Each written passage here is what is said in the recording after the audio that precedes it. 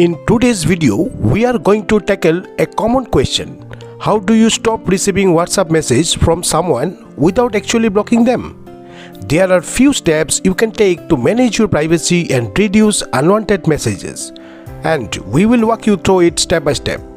So before you dive in, don't forget to hit that subscribe button and ring the notification bell to stay updated on all our tech tips and tricks.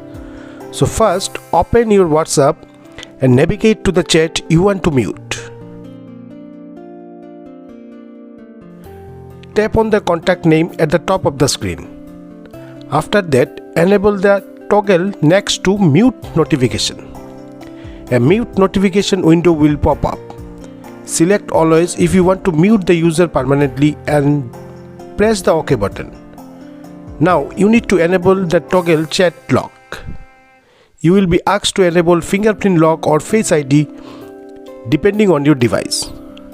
After that, you will find that the particular person chat hidden inside the lock chat folder.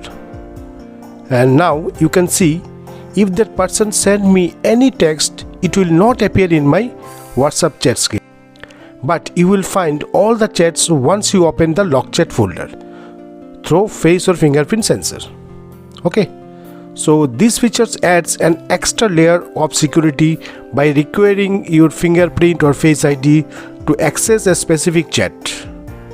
It's great for maintaining privacy without completely cutting off communication. You can also archive that particular person's chat.